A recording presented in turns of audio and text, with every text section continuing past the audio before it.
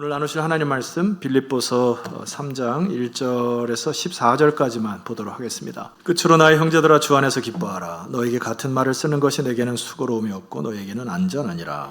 그들을 삼가고 행악하는 자들을 삼가고 몸을 상해하는 일을 삼가라. 하나님의 성령으로 봉사하며 그리스도 예수로 자랑하고 육체를 신뢰하지 아니하는 우리가 곧 할례파라. 그러나 나도 육체를 신뢰할 만하며 만일 누구든지 다른 이가 육체를 신뢰할 것이 있는 줄로 생각하면 나는 더욱 그러하리니. 나는 8일 만에 할례를 받고 이스라엘 족속이요 베냐민 지파요 히브리인 중에 히브리인이요 율법으로는 바리새인이요. 열심으로는 교회를 박해하고 율법의 의로는 흠이 없는 자라. 그러나 무엇이든지 내게 유익하다는 것을 내가 그리스도를 위하여 다 해로 여길 뿐더러. 또한 모든 것을 해로 여김은 내 주 그리스도 예수를 아는 지식이 가장 고상하기 때문이라. 내가 그를 위하여 모든 것을 잃어버리고 배설물로 여김은 그리스도를 얻고 그 안에서 발견되려 함이니 내가 가진 의는 율법에서 난 것이 아니요 오직 그리스도를 믿음으로 말미암은 것이니 곧 믿음으로 하나님께로부터 난 의라. 내가 그리스도와 그 부활의 권능과 그 고난에 참여함을 알고자 하여 그의 죽으심을 본받아 어떻게 해서든지 죽은 자 가운데서 부활에 이르려 하노니 내가 이미 얻었다 함도 아니요 온전히 이루었다 함도 아니라 오직 내가 그리스도 예수께 잡힌 바된 그것을 잡으려고 달려가노라. 형제들아 나는 아직 내가 잡은 줄로 여기지 아니하고 오직 한 일 즉 뒤에 있는 것은 잊어버리고 앞에 있는 것을 잡으려고 표대를 향하여 그리스도 예수 안에서 하나님이 위에서 부르신 부르상을 위하여 달려가노라. 아멘. 예, 지난주 제가 여러분에게 그 마진이라고 하는 단어로 말씀을 좀 잘 전했던 기억이 나는데 여백의 미 이렇게 여러분에게 좀 인식이 되었을 텐데요. 한 주간 제가 삶을 이제 적용하면서 조금 시간들을 약속 시간을 일찍 가서 여백을 만들고 개인적인 묵상하고 이렇게 한 주간 저를 삶을 좀 적용을 했습니다. 다른 주간보다도 굉장히 바쁜 주간을 살았지만은 제가 이번 주에는 제 모교인 이제 충신대를 가서 약속 시간보다 조금 일찍 달려가서 학교 교정을 이렇게 돌아보는 중에 학창 시절 때는 보이지 않았던 것들이 보이기 시작하고요. 그때는 벽보에 뭐가 붙었는지 관심도 없었는데 저도 이제 나이가 들었는지 학교 교정에 왜 이것이 세워졌고 뭐가 붙어 있는지가 이제 마음속에 느껴지는 시간이었습니다. 그래서 채플도 이제 드렸는데요. 채플 들어가는 입구에 평소에는 그냥 지나쳐야 될 그런 물건들이 들어오게 됐는데 이제 제가 여러분에게 보여드리려고 사진을 하나 좀 찍어왔습니다. 총신대학의 그 채플룸 들어가기 전에 주기철 목사님의 생애가 벽보에 쫙 이어져서 파노라처럼 게재를 했습니다. 처음부터 끝까지 저 주기철 목사님 생애를 다 읽으면서 그 가운데 하나 마음속에 진한 여운으로 남는 것을 여러분에게 소개시켜드리려고 하는데 주기철 목사님이 옥고를 치르시면서 그 옥고에서 마지막 유언과 같은 글을 적었던 것이 바로 일사각오라고 하는 것입니다. 그 내용을 여러분에게 잠깐 소개시켜드리겠습니다. 주님을 위하여 오는 고난을 내가 이제 피하였다가 이 다음 내가 무슨 낯으로 주님을 대하오리까?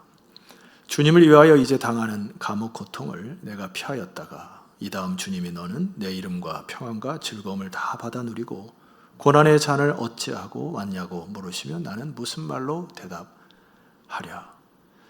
주님을 위하여 오는 십자가를 내가 이제 피하였다가 이 다음 주님이 너는 내가 준 유일한 유산인 고난의 십자가를 어찌하고 왔느냐고 물으시면 나는 무슨 말로 대답하랴? 예수님은 우리를 위하여 가시관을 쓰셨는데 그의 종이요 제자인 우리는 왜 면류관만 쓰려고 하는가? 늘 이 글을 대하면 마음이 조금 이렇게 정돈이 되고 사실 주기철 목사님 하면은 여러분들 이제 순교자로 신사참배를 거부한 우리 선배로 다 기억하실 것입니다. 근데 주기철 목사님이 제가 신학교 들어갈 때 저에게는 이제 선한 영향력과 악한 영향을 끼친 분 중에 하나입니다. 왜냐하면은 굉장히 존경하지만은 주기철 목사님 전기를 읽고서 신학교를 가면 안 되겠다. 나도 순교자가 되어야 하나. 고생하겠구나. 그리고 주저했던 그 악영향 중에 한 분이셨 이 주기철 목사님이십니다. 그럼에도 불구하고 하나은혜 가운데 이제 신학교를 들어갔고, 그때 당시에 가장 많이 불렀던 찬송이 이제 뭐 찬송가는 좀 바뀌었는데요. 323장입니다. 푸른 바다 나서니 몸 어디든지 가오리다. 그러면서 많이 울었던 기억이 납니다. 주님 어디든 가겠습니다. 세월이 흘러 오늘날에 가장 신학교에서 불려지지 않은 찬송이 323장. 바로 이 단어 때문에 그래요. 어디든지 가오리다. 이게 잘 안 됩니다. 신학생들만 그런 게 아니고 오늘날 현대를 살아가는 많은 크리스찬들이 주님이 원하시는 그 자리가 아니라 좀 더 편하고 좀 더 유익이 있고 좀 더 명예스럽고 드러나고 이런 곳을 사랑하지, 후미지고 눈물이 있고 아픔이 있고 함께 울어주는 그 자리는 회피하는 모습을 보게 됩니다. 다시금 교정에서 이 주기철 목사님 글을 읽고 마음을 다잡는데 뭔가 큰 힘이 느껴지지 않습니까? 그 힘 중에 하나는 뭐냐면은 이 주기철 목사님의 옥에서도 신앙을 절개를 지켰던 것은 반드시 내가 죽음 이후에 주님을 만난다. 이 믿음의 고백이 있는 거예요. 그러니까 변개하지 않습니다. 또 하나는 두 번째 연에 보면은 이런 글이 있어요. 이 다음 주님이 너는 내 이름과 평안과 즐거움을 다 받아 누리고 환난과 고난은 멸시하냐. 이 주기철 목사님 마음속에 하나님의 이름, 예수 그리스도의 이름과 평안을 누리는 큰 평강이 있었기에 옥에서 당하는 고통과 절망을 이길 수 있었다는 고백이죠. 이게 우리 신앙인의 선배들이 가져다주는 하나님께서 우리에게 허락하신 큰 평안과 즐거움, 이것이 주기철 목사님 안에 꽉 차 있는 것을 봅니다. 오늘 우리가 맞닥뜨리는 이 빌립보서의 말씀도 역시 사도 바울에게서 동일한 힘을 발견하죠. 사도 바울도 옥에 갇혀 있는 상황입니다. 그런데 성도들에게 무엇이라 권면하냐면은 여러분 3장 1절에 이 화면을 보시고 한번 선포하면 좋겠습니다. 함께 선포할까요? 시작. 끝으로 나의 형제들아 주 안에서 기뻐하라. 예, 주기철 목사님과 시대는 다르지만은 동일한 힘이 느껴집니다. 감옥에서 빌립보 교인들을 향하여 서울반석교를 향하여 이렇게 얘기해요. 형제들아 주 안에서 기뻐하라. 굉장한 힘입니다. 우리는 인생을 살면서 많은 어려움을 겪습니다. 산수적으로 얘기하면은 플러스 되는 인생이 있고요, 마이너스 되는 인생이 주기적으로 찾아와요. 어느 날은 내 사업이 막 잘 돼가도 어느 날 쫄딱 망할 때가 있습니다. 몸도 마찬가지예요. 어느 날은 막 몸이 좋다가도 갑자기 질병 속에서 시름시름 할 때가 있어요. 맞죠? 플러스 마이너스가 인생에 계속 이렇게 진행이 됩니다. 근데 제가 이 말씀을 묵상하다가 사도 바울이 이렇게 권면한 것, 주 안에서 기뻐하라. 여러분 어떻게 느껴집니까? 저는 이것을 하나님이 크신 품으로 말입니다. 여러분의 플러스 마이너스 된 인생 자체를 전체 품으시는구나. 그래서 우리 하나님은 모든 것을 합력하여 선을 이루신다라고 하는 표현이 여러분의 인생도 수많은 갈등과 질병과 어려움이 있지만 결과적으로 다시 한번 강조합니다. 모든 것을 합력하여 품으셔서 선을 이루시는 주님이 계시기에 사도 바울이 이렇게 얘기하는 거예요. 주 안에서 기뻐하라. 기뻐하라. 사도 바울이 한 13권의 성경을 쓰게 되죠. 다 서신서인데 그 서신서에서 놓치지 않고 쓰는 두 단어가 하나가 있습니다. 빌립보서 1장 2절을 보니까 이것을 한번 선포해 보시죠. 시작. 하나님 우리 아버지와 주 예수 그리스도로부터 은혜와 평강이 너희에게 있을지어다. 예, 사도 바울이 사랑하는 하나님 백성들에게 그의 마음속에 샘솟듯 펼쳐지는 중요한 메시지가 바로 은혜와 평강입니다. 은혜는 제가 많은 설교를 드렸고 오늘 평강에 대해서 조금 더 설교를 드려보겠습니다. 이 성경이라는 이 평안이라는 단어는 헬라어 단어에 에이레네라고 하는 단어인데 한번 따라해 볼까요? 에이레네. 이 에이레라는 단어는 성경에 많은 번역을 합니다. 평화, 화평, 평강, 평안, 이것을 다 한 단어로 쓰는 게 에이레네예요. 그래서 히브리어에는 이 에이레네와 동급으로 쓰이는 단어가 샬롬이라고 하는 단어입니다. 그래서 초대교회 때 그리스도께서는 평강이라는 에이레라는 단어는 세상 사람들, 하나님 모르는 사람들이 몰랐어요. 쓸 수가 없었습니다. 왜냐하면 세상 사람이 쓰는 단어에 유사한 단어가 있었는데 그것이 팍스라고 하는 단어입니다. 들어보셨죠? 팍스, 이 평화, 팍스 로마나, 로마의 평화 들어보셨죠? 근데 이 팍스는 한 4가지 정도 기준이 만족해야 평화가 됩니다. 첫 번째는 전쟁이 없어야 되고, 두 번째는 정치적인 안정이 있어야 되고, 세 번째는 경제적인 부가 안정이 되어야 되고, 네 번째는 내가 판단했을 때 편안하다라고 하는 4가지 조건이 갖춰졌을 때 팍스라는 단어를 씁니다. 성경이 말하는 평강과 세상이 말하는 평화의 차이가 느껴집니까? 팍스 로마나, 전쟁이 없는 상태를 로마가 팍스 로마라는 이름으로, 자, 로마가 통치하니 더 이상 전쟁이 없을 것이라고 평화를 선포했지만은 로마가 세워지기 이전에 수많은 로마의 칼과 말발굽으로 짓밟힌 소수민족들의 눈물과 애안 위에 세워진 것이 팍스 로마나의 위장된 평화입니다. 많은 사람들이 보여지는 물질이나 내가 원하는 것을 이룰 때, 혹은 연봉이 오를 때, 내가 투자한 주식이 오를 때 팍스, 평화라 생각을 하는데, 주식이 곤두박질 치면은 밥도 못 먹어요. 밥도 못 먹어요. 커피도 왜 커피가 왜 이렇게 쓴가?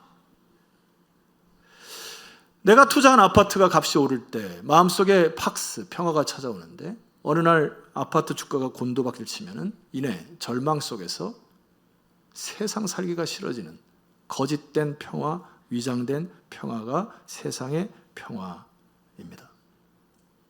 사도 바울이 얘기하는 거예요. 위장된 평화에 마음 빼앗기지 말라. 주님께서 주신 평강, 은혜와 평강에 충만한 여러분 되시기를 소망합니다. 그래서 오늘 본문 말씀해 보니까 3장 2절에 이때 당시에 그 거짓 선지자들, 이단들이 많았는데 2절을 한번 선포해 볼까요? 시작. 그들을 삼가고 행악하는 자들을 삼가고 몸을 상해하는 일을 삼가하라. 여기 보면 개라는 표현이 있고 행악하는 표현이 있고 몸을 상해한다. 이 몸을 상해한다고 하는 거는 유대인처럼 너희들이 살의 표피를 잘라서 할례를 받아야 진정한 크리스찬이다. 자꾸 이렇게 해서 율법적으로 사람을 묶어버린 거거든요. 메시지 성경을 보니까 그 사람들을 이렇게 얘기합니다. 짖는 개들, 곧 참견하기를 좋아하는 종교인들, 시끄럽기만 하고 실속 없는 자들을 피하십시오. 그들이 관심 갖는 것은 온통 뭐뿐이라고요? 겉모습뿐입니다. 위장된 평화라고요. 최근에 유럽에 그 신흥 종교들이 많이 탄생을 하는데 이 보통 다 엑스타시, 카타르시스를 느끼는, 뭔가 막 주술적인 힘을 통해 가지고 뭔가 다른 세계를 경험하는 이 종교가 막 눈덩이처럼 불어난다 합니다. 거짓된 평화지요. 하나님 나라는 그렇게 시끄러운 종교가 아닙니다. 몸을 막 자해해가지고, 몸을 괴롭게 해가지고, 혹은 전 재산을 다 바치라 해가지고 함께 막 공동체 생활을 하고 주의 나라를 도래하는 그런 삶의 현장을 무시하는 그런 하나님 아니십니다. 우리가 진리 안에 들어오게 되면 독특한 현상이 생기게 돼요. 그것이 3절 말씀에 있는데, 여러분 한번 읽어볼까요? 3절입니다. 시작. 하나님의 성령으로 봉사하며 그리스도 예수를 자랑하고 육체를 신뢰하지 아니하는 우리가 곧 할례파. 얘들 자꾸 내가 할례파라, 유대인이라, 크리스찬이라는데 진정한 할례파가 무엇이냐? 메시지 성경을 보면 이렇습니다. 제가 조금 부연 설명을 했는데요. 진짜 믿는 사람은, 진짜 평강의 사람은 하나님의 영이 인도하시는 대로 이 사역들을 부지런히 하게 되어 있다. 나만 누리는 느낌의 양과 기쁨과 평강이 아니라 너무나 기쁘기 때문에 다른 사람에게 평강을 주기 위해서 나도 모르게 희생과 봉사의 현장에 막 가게 되어 있다. 그리고 그 사람은 우리가 늘 하는 것처럼 그리스도를 자랑하고 찬양하는 소리를 공중에 가득 채우는 사람이다. 우리는 스스로의 노력으로 이 일을 할 수가 없는 존재로, 그리스도의 평강이 내 안에 꽉 차야만 이 일을 가능한 존재로 하는 그런 존재다. 그러므로 저를 따라할까요? 그럼에도 불구하고 그리 아니하실지라도 뭐 하는 거죠? 감사하는 거죠. 왜냐하면 모든 것을 합력하여 선을 이루시는 분이 여러분이 섬기는 주님 맞습니까? 지금 내 인생이 마이너스 인생일 수 있어요. 플러스 마이너스가 격변기가 있을 수 있는데 주님이 그 크신 품으로 여러분의 인생을 품으신다 약속하셨습니다. 반드시 평온의 항구로, 하나님의 약속하신 그 영혼의 항구로 주님께서 한다고 약속하셨으니 우리는 주 안에서 기뻐하는 이유가 거기에 있는 거 아닙니까? 그래서 사도 바울이 이런 거예요. 야, 따져보자는 거거든요. 내가 너희들과 따져서 뒤질 것 없거든. 4절에서 우리가 너무나 잘 아는 6절까지 말씀, 제가 여러분 너무 잘 아는 말씀 그냥 빨리 한번 읽어보겠습니다. 자, 나도 육체를 신뢰한 많은 사람이었고 누구든지 나르니가 육체를 신뢰할 것이 있는 줄 생각 나는 더욱 그러했다. 내가 갖고 있는 학이나 명예나 누구 뒤질 거 없었어 나는. 이런 얘기잖아요. 5절, 나는 8일 만에 할례를 받았고 이스라엘 족속이었고 베냐민 집합고 히브리 중에 히브리인이었고 율법은 바리새인이었거든. 니네들이 그렇게 얘기하는 유대인 바리새인 나였거든. 나는 금수저였거든. 이런 얘기잖아요. 그 다음에 6절 말씀 보면은 열심히는 교회를 박해하고 율법은 흠이 없는 자였다. 내가 너무나 노력을 해가지고 니들 볼 때도 정말 지긋지긋하게 내가 율법을 준수하는 자였는데 결론이 뭡니까? 평강이 없었다는 얘기. 너무 힘들었다는 얘기. 다른 사람에게 보여지는 나 자신을 유지하기 위해서 너무 힘들었다 이게. 제가 주중에 그 화면으로 만난 한 인물이 있습니다. JYP. 개인적으로 만나기 어려운 사람이죠. 여러분 잘 아는 박진영 씨인데 요즘에 이 박진영 씨가 좀 논란이 많이 되고 있습니다. 참된 신앙인인가 아닌가. 이 사람이 성경 강의를 또 하기 시작하는데 이 강의가 복음적인가 아닌가 신학적으로 논란이 많이 있는데 그것은 다 차치하고 2013년에 발매된 그 앨범을 제가 들었거든요.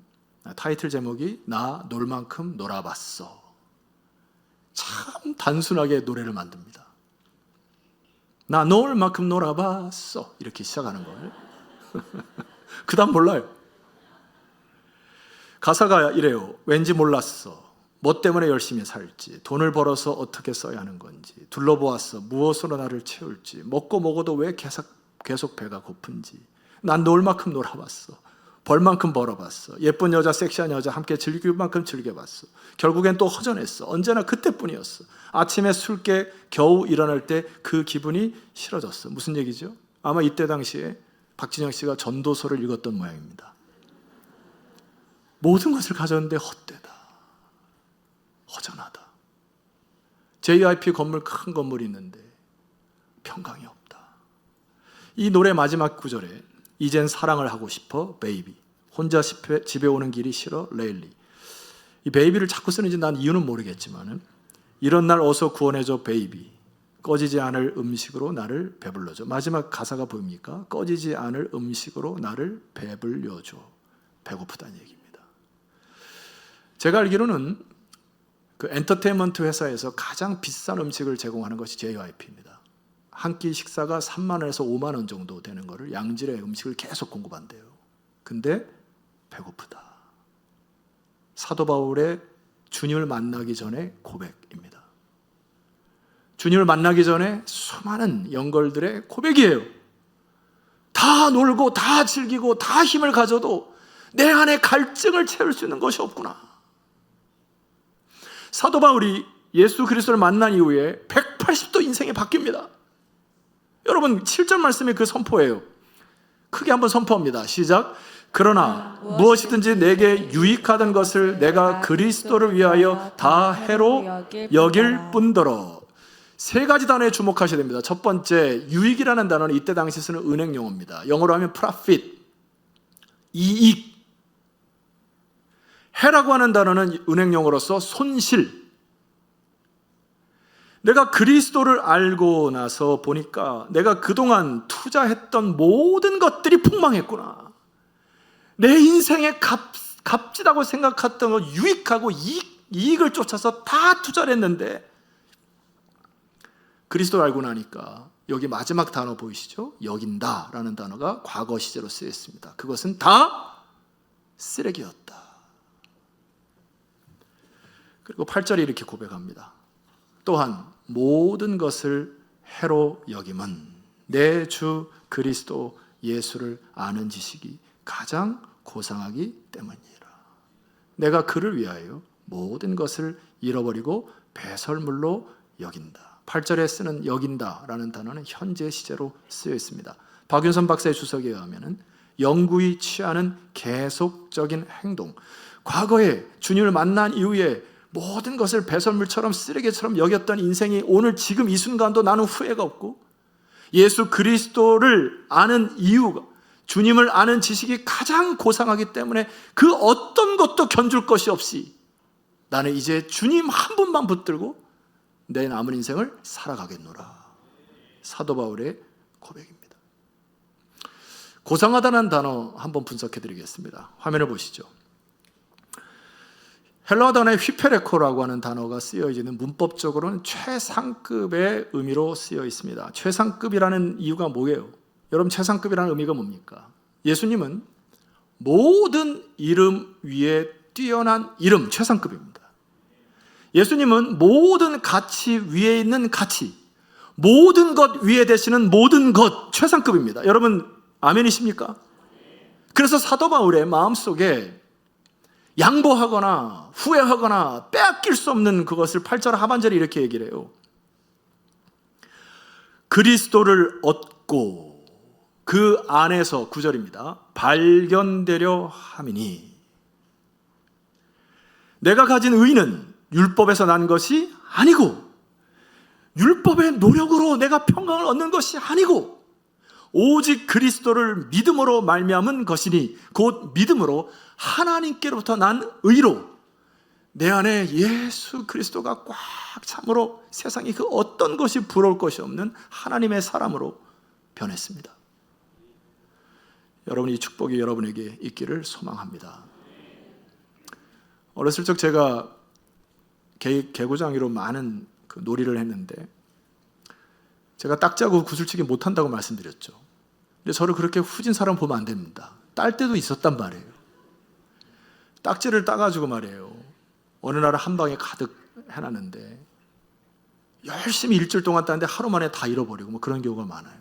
근데 나이가 좀 들어가지고 딱지가 가득 이렇게 제 방에 있는데 내가 뭔 영광 보려고 그렇게 저걸 긁어 모았나. 구슬도 한쪽에 이렇게 뭐 때문에 저걸 친구들과 싸워가지고 구슬치기를 했나. 그런데 딱지치기 하는 친구들 이제 딱 만났는데 그 친구가 잘 사는 친구가 한 명 있어요. 근데 어느 날 미제 초콜릿을 가지고 맛있게 먹고 있습니다. 그 친구에게 딜을 한 거죠. 얘야, 내 딱지 다 줄게. 미제 초콜릿 한 입만 다오. 딱지가 가치가 없어. 요즘 우리 광명시가 전국적으로 뜨는 도시 중에 하나입니다. 2050년까지 광명과 시흥에 제3기 신도시가 생긴다고 아마 공약을 걸고 아마 추진 중으로 제가 알고 있습니다. 2050년까지 광명시 인구가 한 50만 된다고 하니까 IT 단지가 들어서고 굉장히 이제 핫한 이슈가 됐어요. 제가 능력자입니다. 딜을 할게요. 광명시 신도시에 한 50층 건물 3빌딩에다가 제가 플러스 알파로 스포츠카 하나를 드릴 텐데 선택하십시오. 50층 빌딩과 예수 그리스도. 스케일이 좀 작습니까? 제 방에 지구본이 있어요. 끝나고 오시면 지구본을 제가 돌릴 테니까 볼펜으로 하나 딱 찍으시면 그 땅 드립니다. 대 그리스도. 여러분, 가만히 묵상해 보세요. 예수 그리스도 믿는 믿음, 그리스도를 통해서 얻은 의, 아무 공로 없이 우리가 받은 하나님의 영광, 무엇으로 바꾸겠어요? 우리는 너무 이 가치를 하찮게 여기는 작은 믿음의 소유자들이 아닙니까? 여러분의 인생을 주고도 바꿀 수 없는, 내 생명과도 바꿀 수 없는 예수 그리스도의 그 믿음과 의, 사도 바울의 고백이 여러분의 고백이 되기를 소망합니다. 뭐라 말씀하십니까? 주 안에서 기뻐하시라고요. 내 인생의 마이너스일 수도 있지만은 그것을 합력하여 모든 것을 선을 이루시는 우리 주님이 계시기에 우리는 날마다 주님 붙들고 하나님의 평강으로 기뻐하는 여러분 되기를 소망합니다. 우리들의 삶의 자세를 제가 말씀드릴까 합니다. 10절 말씀 보니까 우리들이 살아갈 신앙의 자세가 이와 같습니다. 10절입니다. 내가 그리스도와 그 부활의 권능과 그 고난에 참여함을 알고자 하여 그의 죽으심을 본받아. 11절 어떻게 해서든지, 이게 무슨 말이에요? 오로지 무슨 수를 써서라도 죽은 자 가운데서 부활에 이르는 삶을 살길 원한다. 우리 인생의 방향이 되어야 합니다. 그래서 사도 바울이 마지막 고백에 이 유명한 고백을 하죠. 13절 14절을 함께 선포합니다. 자, 시작. 형제들아, 나는 아직 내가 잡은 줄로 여기지 아니하고 오직 한 일, 즉 뒤에 있는 것은 잊어버리고 앞에 있는 것을 잡으려고. 14절입니다. 표대를 향하여 그리스도 예수 안에서 하나님이 위에서 부르신 부름의 상을 위하여 달려간다. 아직은 완성된 신앙도 아니고 그 기쁨과 충만이 완전하진 않지만은 주님께서 허락하신 말씀 붙들고 이제는 우리가 과거에 얽매여서는 안 된다라는 얘기잖아요. 여러분 습관적으로라도 야, 나 때는 말이야 왕년에는 내가 이랬고 내가 이렇게 업적이 있었고 내가 이렇게 헌신했고 중요한데 부활신앙은 그게 아니에요. 지금 이 순간 하나님의 평강 속에서 무슨 일을 감당하시고 누구에게 선한 영향을 끼치시고, 여러분 메시지 성경을 보니까 이렇게 나와 있습니다. 14절을 보니까 그러므로 하나님께서 우리를 위해 마련하시는 것을 모두 얻으려는 사람들은 그 어디에요? 목표에 초점을 맞추어서. 표대를 목표로 바꾸었습니다. 예, 저는 동의합니다.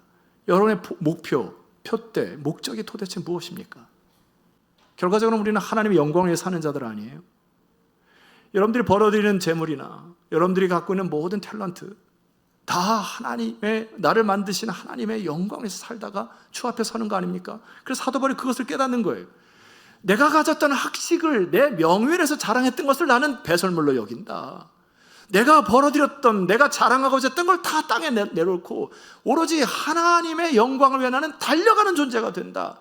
달려간다는 존재는 헬라어의 디오코라는 단어로서 화면을 보시게 되면 저렇게 많은 얘기가 써 있지만은, 제가 사냥개가 사냥을 한번 구경했던 적이 있습니다.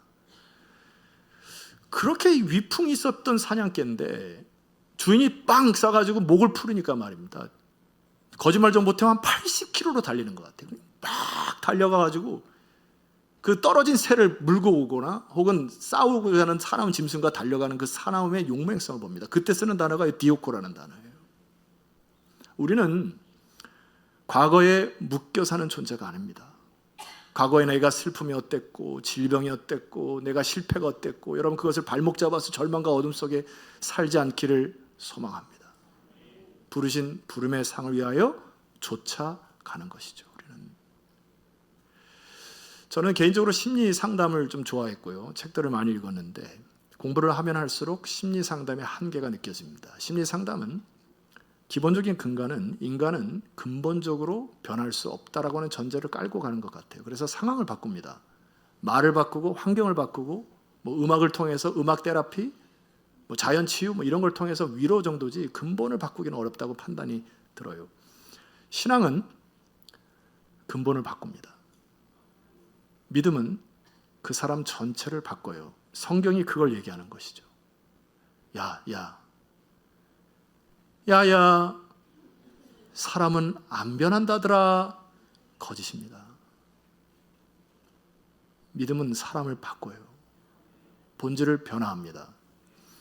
죽음의 수용소라고 쓴 빅터 프랭클이라는 분이 정신과 의사로서 유대인으로서 아우슈비츠의 감금을 당하여서 거기서 수많은 고난을 겪고서 쓴 책이 죽음의 수용소인데, 여러분 평생 동안 이 책은 꼭 한번 읽어보도록 제가 부탁드립니다. 거기에서 제가 오늘 두 가지를 말씀드릴 게 있어요. 글을 한번 보도록 하겠습니다. 한 인간에게서 모든 것을 빼앗아 갈 수는 있지만은 가졌던 거, 옷, 명예 다 빼앗겼죠. 한 가지, 자유는 빼앗아 갈 수가 없다. 바로 어떠한 상황에 놓이더라도 삶에 대한 태도만큼은 자신이 선택할 수 있는 자유이다 하고 하나님이 허락하신 자유를 빼앗기지 않습니다. 그래서 어느 날 아침에 일어나갈 때 그 사람들에게 하루에 한 컵 물을 주는데 어떤 사람은 이것을 양치질할 때 다 써버리거나 그냥 홀짝 먹어버린 사람인데 이 사람이 이걸 나눴습니다. 양치질을 하는 거 3분의 1, 그 다음에 물 마시는 거 3분의 1, 그리고 나머지 3분의 1은 손에다가 묻혀서 얼굴을 닦습니다. 오늘 하나님께서 나에게 허락하신 하루를 기쁘고 즐겁게 살 것이다 하고 머리를 딱 하고 옷을 제수복을 딱 입고 하루를 당당하게 살아가죠. 어디에서요? 죽음의 수용소에서. 모두 다 절망이라 하고 모두 다 두려움이라 하고 소망이 없다 할 때 이 사람은 거기에서 평강을 선택합니다. 하나님께서 우리에게 주신 의미를 찾아서 자신의 온 매무새를 하고 나중에 수용소에서 벗어나 책을 쓴 것이 죽음의 수용소예요. 여러분, 어쩜 우리는 여러분의 인생은 여러분의 갇힌 세상에서 살다가 죽음을 향해 달려가는 인생과 같습니다. 어떤 사람은 여기서 절망을 택합니다. 어떤 사람은 불신앙을 택해요. 아니요. 자, 그 다음 글을 한번 보여드리도록 하겠습니다. 우리가 삶으로부터 무엇을 기대하는지가 아니라 삶이 우리에게 무엇을 기대하는지가 중요하다. 삶으로부터 무엇을 기대하는 게 아니라 환경으로부터 나에게 어떻게 되겠지라고 기대하는 게 아니라 이 환경과 이 상황을 내가 어떠한 의미와 가치를 선택함을 통하여 내 삶에게 내 인생을 통하여 답을 주는 인생을 살겠다, 자유를 선택하는 것입니다. 신앙이란 그런 거예요. 아침 일어날 때 거울을 보고 나는 하나님의 자녀다 하고 오늘 하루로 당당하게 살아가시는 반석의 성도들 되었으면 좋겠습니다. 사명이 있는 자는 죽지 않아요. 제가 볼 때는 부르신 부름의 상을 위하여 달려가는 그 사람은 하나님이 끝까지 보호하십니다. 사명을 회복하십시다. 여러분이 그 삶 있는 현장에서 과연 부르신 부름의 상이 뭔지 그 의미를 찾는 인생 되었으면 좋겠습니다. 자리에서 일어날까요? 골로새서 3장 15절에서 17절 제가 세 가지 선포를 하고 찬양 드릴까 합니다. 첫 번째 따라합시다. 그리스도의 평강이 너희 마음을 주장하게 하라. 제가 읽습니다. 너희는 평강을 위하여 한 몸으로 부르심을 받았나니 너희는 또한 감사하는 자가 되라. 그리스도의 말씀이 너희 속에 풍성히 거하여 따라합시다. 모든 지혜로 피차 가르치고 권면하라. 연약하기 때문에 한 사람 한 사람이 되어주셔야 합니다. 시와 찬송과 신령한 노래를 부르며 감사하는 마음으로 하나님을 찬양하고 또 무엇을 하든지 말이나 이래나 다 주 예수의 이름으로 하고 따라합니다. 그를 힘입어 하나님 아버지께 감사하라. 아멘. 여러분 안에 수많은 플러스 마이너스의 상황과 환경이 있을 것입니다. 그러나 우리 크신 주님께서, 영원하신 주님께서 여러분의 인생 전체를 품고 있음을 믿으십니까? 우리는 주 안에서 평강을 누리고 우리에게 남은 인생을 봉사하며 사랑하며 그렇게 살다가 주 앞에 서는 것이 믿음의 사람들입니다. 결단하며 이 시간 나아갑니다. 주님, 내 안에 은혜와 평강을 허락하여 주시옵소서. 그리하여 사명자로 부르신 부르심의 상을 위하여 쫓아가는 나의 인생이 되게 해달라고 우리 합심하여 잠시 기도하며 나아갑니다. 기도하겠습니다.